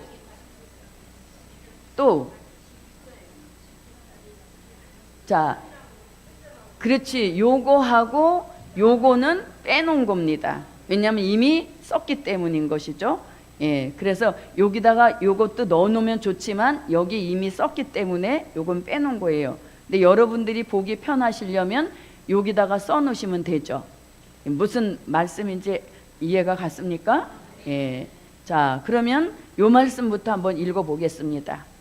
그러나 합의하시면 이제 그들의 죄를 사하시옵소서. 그렇지 않사오면 원컨대 주의 기록하신 책에서 내 이름을 지워버려 주옵소서. 여호와께서 모세에게 이르시되 누구든지 내게 범죄하면 그는 내가 내 책에서 지워버리리라. 네, 아멘. 지워버리리라 이렇게 말씀하셨습니다. 근데 여기서는 흐린다는 말씀으로 하고 있습니다. 계시록 3장 4절부터 5절입니다. 그러나 사대에 그 옷을 더럽히지 아니한 자 몇 명이 내게 있어 흰 옷을 입고 나와 함께 다니리니 그들은 합당한 자인 영고라. 이기는 자는 이와 같이 흰 옷을 입을 것이요 내가 그 이름을 생명책에서 반드시 흐리지 아니하고 그 이름을 내 아버지 앞과 그 천사들 앞에서 시인하리라. 네. 아멘. 자, 반드시 흐리지 않고라고 말씀한 것은 흐릴 수도 있다라는 뜻을 가지고 있다는 얘기인 것입니다. 자, 그다음에 20장 12절입니다. 또 내가 보니 죽은 자들이 물온대수하고 그 보좌 앞에 섰는데 책들이 펴 있고 또 다른 책이 펴졌으니 곧 생명책이라. 죽은 자들이 자기 행위를 따라 책들에 기록된 대로 심판을 받으니. 네. 아멘. 자, 그다음에 15절입니다. 누구든지 생명책에 기록되지 못한 자는 불못에 던지우더라. 네. 아멘. 21장 27절입니다. 무엇이든지 속된 것이나 가증한 일 또는 거짓말하는 자는 결코 그리로 들어오지 못하되 오직 어린 양의 생명책에 기록된 자들뿐이라. 아멘. 네. 그래서 이 말씀을 요약하면 생명책의 이름이 농명되지 못했거나 흐려진 자들은 수정통치 시대에 들어가서 여덟째 왕의 집에 속에 들어간다는 것을 이렇게 알려주신 말씀이 되겠습니다. 자, 그 다음에 다시 이제 17장으로 와보십시오. 자, 이제 9절로 들어가겠습니다. 9절 읽어주십시오. 지혜 있는 뜻이 여기 있으니 그 일곱 머리는 여자가 앉은 일곱 산이요. 아멘. 네. 자, 여기서 이제 우리가 짚고 넘어갈 게 지혜입니다. 지혜. 자, 성경에 정말 지혜라는 말씀이 많이 나옵니다. 그런데 이제 우리가 이 지혜는 말세의 복음 역사와 관련된 지혜만 말씀드리는 겁니다. 많은 지혜가 등장되지만, 자, 그러면 지혜하면 우리는 다니엘서 12장 3절 같은 지혜, 그 다음에 다니엘서 12장 9절로 10절 같은 이 지혜가 먼저 와야 되는 것입니다. 그래야 나머지 지혜가 열리게 된다는 것입니다. 자, 다니엘서 12장 3절입니다. 지혜 있는 자는 궁창의 빛과 같이 빛날 것이요 많은 사람을 옳은 대로 돌아오게 한 자는 별과 같이 영원토록 빛이리라. 네, 지혜 있어서 사람을 살리려면 요 역사를 받아야 되는 것입니다. 자, 9절부터 10절입니다. 그가 가로되 다니엘아 갈지어다. 대저 이 말은 마지막 때까지 간수하고 봉함할 것임이니라. 많은 사람이 연단을 받아 스스로 정결케 하며 희게 할 것이나 악한 사람은 악을 행하리니 악한 자는 아무도 깨달지 못하되 오직 지혜 있는 자는 깨달으리라. 네, 봉함했던 말씀이 개봉되면 그 말씀을 잘 깨닫는 지혜를 가지고 사람을 살려라는 것입니다. 자, 그럼 이제 지혜가 마태복음 24장 45절로 46절에서 때를 따라 양식을 잘 나누어 주는 지혜가 필요하다는 것입니다. 그 다음에 자, 이런 지혜가 있고 또 요한계시록 13장 16절로 18절 같이 무슨 지혜? 네, 짐승표를 잘 분별할 수 있는 그런 지혜가 필요하다는 것입니다. 그리고 오늘 본문에 와서 요한계시록 17장 9절에서는 여덟째 왕의 비밀을 잘 깨닫는 지혜입니다. 자, 저는 여기다 토를 안 달아드렸지만 이렇게 토를 달아드리면 말씀 무장이 더 이렇게 빨리 될 수도 있는 겁니다. 여긴 뭐라고? 때를 따라 양식을 잘 나누어 주는 지혜. 여기는 짐승표를 분별할 수 있는 지혜. 여기서는 여덟째 왕을 분별할 수 있는 지혜를 받아야 여덟째 왕의 통치 속에 들어가지 않게 된다는 얘기인 것이죠. 예, 그런 역사로 지혜를 말씀했습니다. 자, 그 다음에 지혜 있는 뜻이 여기 있으니 그 일곱 머리는 이렇게 이제 일곱 머리에 대한 해답을 알려줍니다. 자, 그 일곱 머리는 이렇게 말합니다. 일곱 머리는 곧 무엇이라? 일곱 산이라는 것입니다.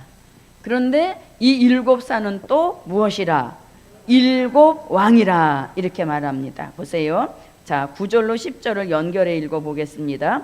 지혜 있는 뜻이 여기 있으니 그 일곱 머리는 여자가 앉은 일곱 산이요. 여기 여자도 음녀입니다. 여자가 앉은 일곱 산이요 또 일곱 왕이라 이렇게 말합니다. 또 일곱 왕이라 이렇게 말씀합니다. 그러니까 일곱 머리, 일곱 산, 일곱 왕은 다 똑같은 의미인 거죠. 그럼 이건 결국 뭐냐면은 왕이 일곱이라는 것은 일곱 나라가 있다는 것입니다. 예, 7명의 왕이 있다는 것은 7나라가 있는데 그냥 7나라가 아니라 누구한테 소속돼 있으니까 붉은빛 짐승한테 소속돼 있는 7머리니까 이걸 우리는 뭐라 한다? 하나님을 대적하고 나오는 대표적인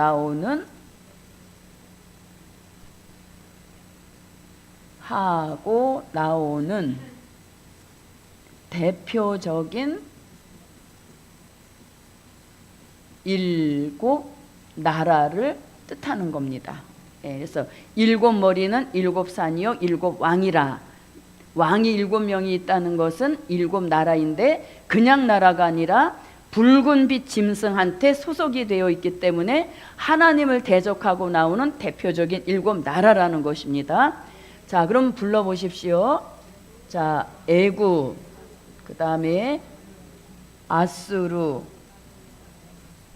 그 다음에 바벨론, 그 다음에 메데, 파사, 그 다음에 헬라, 로마, 소련입니다. 자, 이게 이제 대표적인 7나라를 뜻하는 겁니다. 그럼 이 나라가 진짜 하나님한테 막 대적했냐? 이런 의미보다도 자, 하나님은 이스라엘 나라를 선민으로 세워 놓으신 겁니다. 하나님이 직접 관리하시고 직접 이렇게 이끌어 나가시는 그런 이스라엘 나라였는데 그 나라를 자꾸 대적하는 그것이 곧 하나님을 대적하는 것과 같은 결론이란 얘기인 것이죠. 그래서 이렇게 이스라엘을 괴롭혔던 나라들을 뜻하는 것입니다. 자, 그럼 이제 요걸 안 지우는 이유가 있습니다. 보십시오. 10절로 이제 들어갑니다.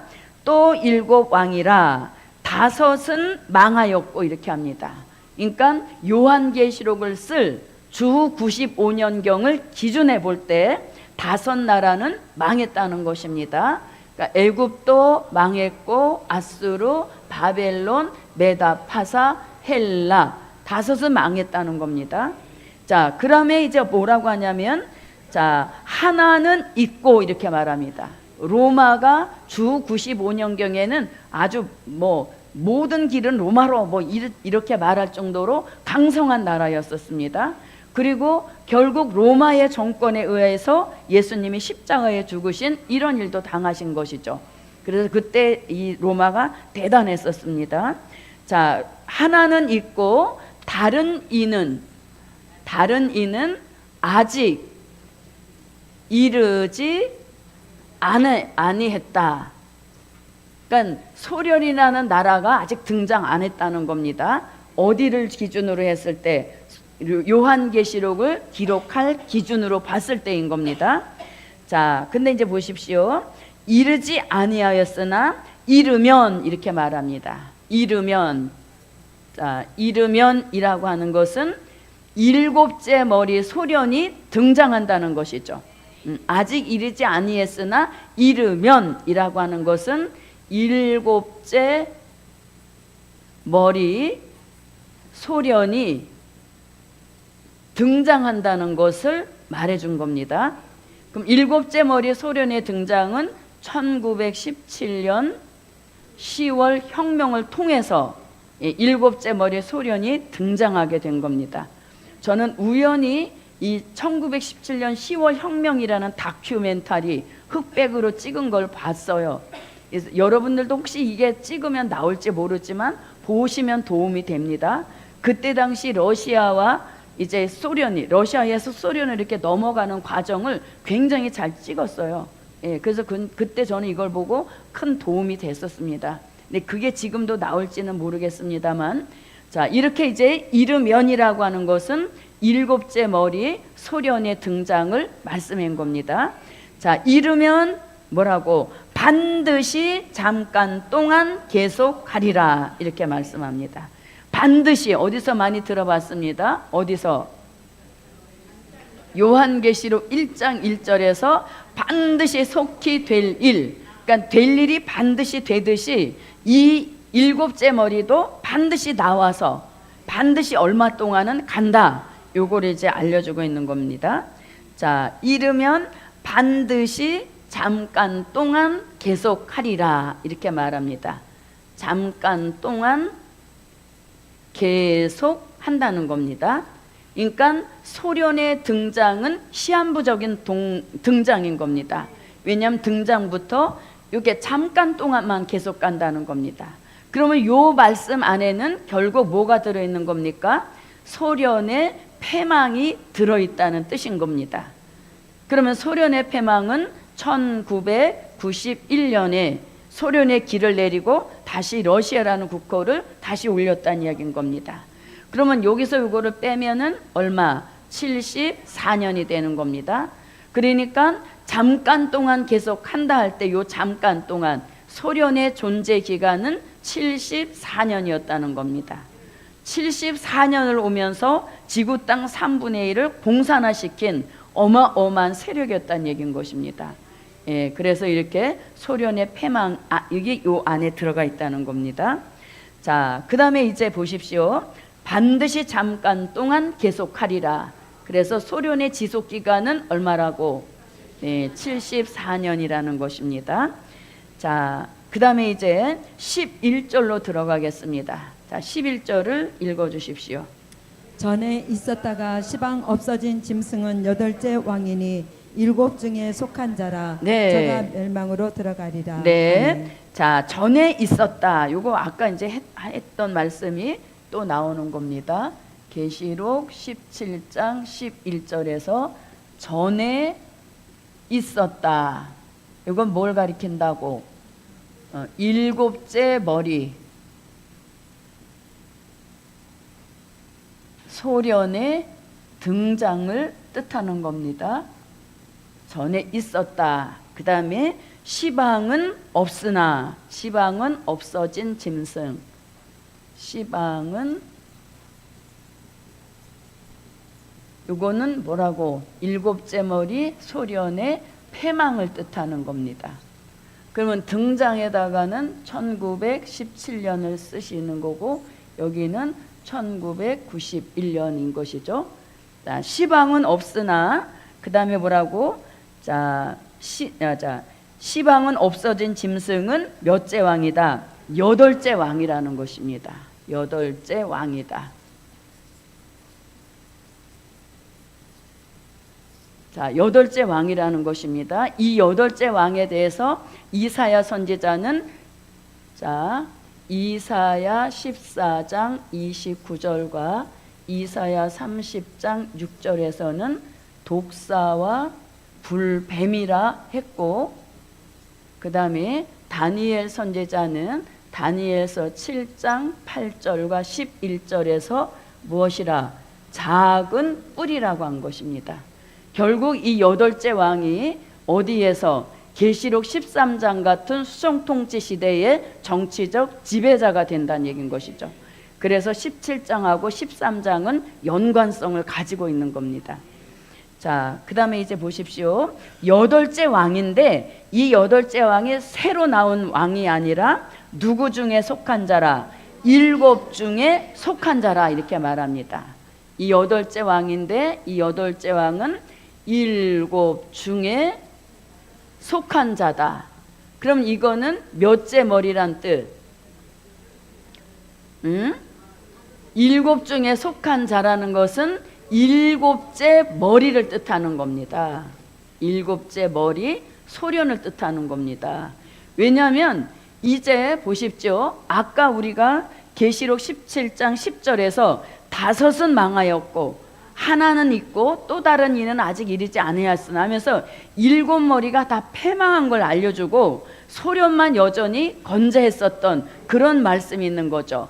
그래서 7 중에 속한 자다 할 때 이 7은 끝까지 가는 7째 머리 소련을 뜻하는 겁니다. 나머지 5 머리는 그 패망이 되었던 이런 역사하고 로마도 자연적으로 없어진 나라가 없어지진 않았지만 그만큼 세력이 쇠하여졌지만 7째 머리는 계속 이렇게 하다가 8째 왕이 된다는 얘기인 것입니다. 그래서 여기서 7 중에 속한 자라고 하는 것은 7째 머리 소련이 패망했지만 그 소련에서 다시 여덟째 왕이 올라왔다는 거죠. 그래서 이 말씀을 잘 표현한 게 이사야 14장 29절입니다. 한번 가보겠습니다. 이사야 14장 29절입니다. 블레셋 온 땅이여 너를 치던 막대기가 부러졌다고 기뻐하지 말라. 뱀의 뿌리에서는 독사가 나겠고 그 열매는 나는 불뱀이 되리라. 네, 아멘. 너를 치던 막대기가 부러졌다고 기뻐하지 말라는 겁니다. 뭐는 있으니까 뿌리는 있다는 겁니다. 그 뿌리가 누구니까? 일곱째 머리 소련이 뿌리란 얘기인 겁니다. 그런데 그 뿌리에서 더 독한 독사와 불뱀이 난다는 것입니다. 그래서 이런 말씀을 증거해 볼 때 여기서 일곱 중에 속한 자라 하는 것은 일곱째 머리 소련이 패망했지만 뿌리 공산주의 사상은 그냥 있어서 겉뿌리로부터 여덟째 왕 독사와 불뱀이 등장이 된다는 얘기인 것입니다. 예, 그런 의미를 갖고 있는 겁니다. 그래서 여덟째 왕을 누구로 가면 안 된다고? 중국으로 가면 안 된다는 얘기인 거죠. 왜냐하면 말세복음 하시는 분들이 이 여덟째 왕을 중국으로 보시는 분들이 거의 많다는 겁니다. 왜냐하면 지금 중국이 막 일어나고 있지 않습니까?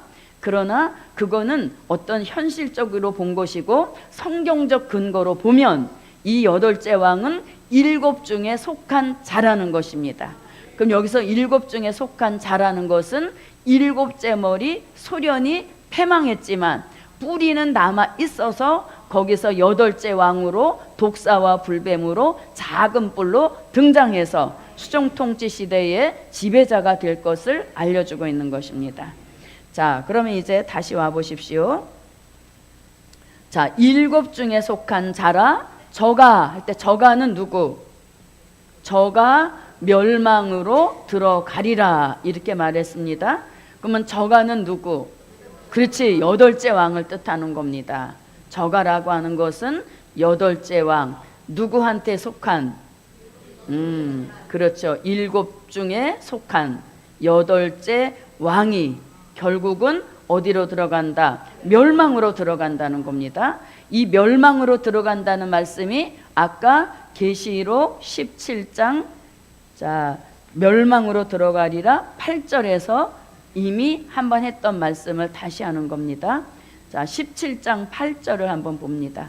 내가 본 짐승은 전에 있었다가 시방 없으나 장차 무저갱으로부터 올라와 멸망으로 들어갈 자니 땅에 거하는 자들로서 창세 이후로 생명책에 농명되지 못한 자들이 이전에 있었다가 시방 없으나 장차 나올 짐승을 보고 기이 여기리라. 네. 아멘. 자, 그러니까 보십시오.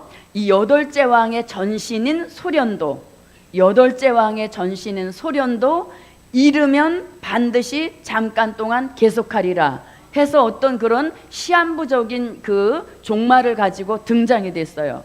그런데 여덟째 왕도 오래 가지 않고 어디로 들어가리라? 멸망으로 들어간다는 겁니다. 그래서 악의 세력은 언제나 끝이 있는 것을 알려주고 있는 것이죠. 네, 그래서 이렇게 소련은 이렇게 멸망으로 끝난다는 것을 알려주고 있습니다. 자, 그 다음에 이제 열불로 들어가 보겠습니다.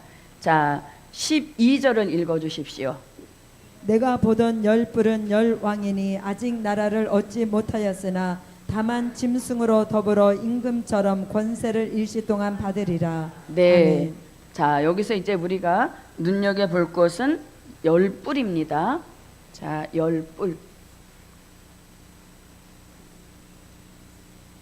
자, 열뿔에 대한 말씀은 아까 우리가 쭉 성경 나열해 드렸습니다. 자, 그럼 이제 열뿔은 열왕이니 이렇게 말씀합니다. 열뿔은 무엇이다? 네, 열뿔은 열왕이라는 것입니다. 그럼 아까도 말씀드렸지만 왕이 열이라는 것은 뭐가 나온다? 10개의 나라가 나온다는 뜻과 같은 것입니다. 그래서 열뿔은 열왕이다 라고 하는 것은 이제 10개의 나라가 나오는데 아직은 나라가 안 나옵니다. 자, 보십시오. 12절. 내가 보던 열뿔은 열왕인데 아직 나라를 얻지 못하였다는 겁니다. 자, 10개의 나라가 나오는데 아직 나라를 얻지 못했다는 겁니다. 그러면 자, 사도 요한이 요한계시록을 기록할 그 당시에서도 나라를 얻지 못했다는 것입니다. 그런데 아직 나라를 얻지 못했다는 거예요. 그러나 이제 때가 되면 나라를 얻어 나온다는 겁니다. 보십시오. 나라를 얻지 못하였으나 다만 짐승으로 더불어, 이렇게 말합니다. 짐승으로 더불어. 그럼 여기서 짐승은 누구를 가리킵니까? 네, 여기서 짐승은 가까운 데서 답을 찾아보면 17장 11절에서 답을 찾아보면 8째 왕을 뜻하는 겁니다. 자, 짐승이 이제 권세를 얻어서 8째 왕이 되면 그때 나라를 얻게 된다는 것입니다. 자, 보십시오. 아직 나라를 얻지 못하였으나 다만 짐승으로 더불어 임금처럼 권세를 뭐 받으리라? 네, 권세를 일시 동안 받게 된다는 겁니다. 그러니까 이 짐승 8째 왕도 그러고 10뿔도 그러고 다 일시 동안인 겁니다. 그럼 여기서 일시 동안이라고 하는 것은 결국 후 3년 반 수정통치 계시록 13장 같은 수정통치 시대를 가리키는 것입니다. 자, 이렇게 가리키는 겁니다. 그러니까 10뿔이 10왕이 돼서 나라를 하나씩 차지하려면 누가 등장이 돼서 8째 왕이 등장이 돼서 후 3년 반 계시록 13장 같은 수정통치 시대가 시작이 돼야 이 10뿔에게도 나라를 하나씩 줘서 왕이 되게 한다는 얘기인 것입니다. 자, 그러면 이제 이 10뿔은 이유 국가가 아니라는 것을 요 한 문장에서 충분히 증명이 되는 겁니다. 10뿔은 이유 국가, 유럽 공동체가 아니라는 것을 알아낼 수 있다는 얘기인 겁니다. 왜냐하면 계시록을 하시는 분 대부분들은 이 10뿔을 이유 국가로 보는 분들이 훨씬 많다는 얘기인 겁니다. 자, 그러면 이 10뿔이 유럽 국가가 아니라는 첫째 증명은 여기서 나옵니다. 뭐냐면 아직 나라를 얻지 못했다 했지만 이 유럽에 존재하는 나라들은 요 사도 요한이 요한계시록 기록할 때부터 계속 존재했던 나라들입니다. 오히려 미국은 역사가 짧아요. 그러나 유럽에 있는 나라들은 유서가 깊은 나라들인 겁니다. 그래서 아직 나라를 얻지 못했다, 이게 유럽에 있는 국가들이 아니라는 확실한 증명이라는 얘기인 것이죠. 또 하나의 증명은 뭐냐면 짐승으로 더불어 이 권세를 일시 동안 받는다. 이 짐승은 무신론 공산주의란 말입니다. 유럽의 대부분의 국가들은 이 공산주의를 반대하는 국가들이 훨씬 많다는 얘기인 것이죠. 그래서 이것을 10뿔을 이유 국가로 보기에는 너무 아닌 것들이 많이 있다는 얘기인 것입니다. 자, 그 다음에 또 우리가 주의할 것이 뭐냐면 10뿔은 10왕이라 10개의 나라를 얻는다 그랬는데 이 10뿔에 대한 해석을 잘못하시는 경우가 있다는 겁니다. 그게 어디서 비롯이 된 거냐면 다니엘서 7장 7절로 8절을 한번 가보겠습니다. 내가 밤 이상 가운데 그 다음에 본 넷째 짐승은 무섭고 놀라우며 또 극히 강하며 또 큰 철이가 있어서 먹고 부서뜨리고 그 나머지를 발로 밟았으며 이 짐승은 전에 모든 짐승과 다르고 또 10뿔이 있으므로 내가 그 뿔을 유심히 보는 중 다른 작은 뿔이 그 사이에서 나더니 먼저 뿔 중에 셋이 그 앞에 뿌리까지 뽑혔으며 이 작은 뿔에는 사람의 눈 같은 눈이 있고 또 입이 있어 큰 말을 하였느니라. 네, 자 7절에서 지금 10뿔 이야기가 나옵니다. 그리고 8절에 들어와서 먼저 뿔 중에 셋이 뽑혔다 이렇게 말씀하죠. 그러니까 먼저 뿔 중에 셋이 뽑혔으니까 10뿔 중에 3뿔이 뽑히니까 얼마가 남아야 됩니까? 네, 7뿔이 남아야 맞는 것입니다.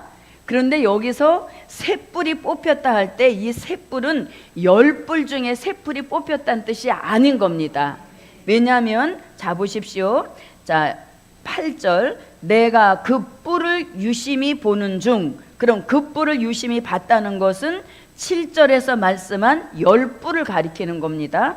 그 뿔을 유심히 보는 중 다른 작은 뿔이 10뿔 사이에서 올라왔다는 거예요.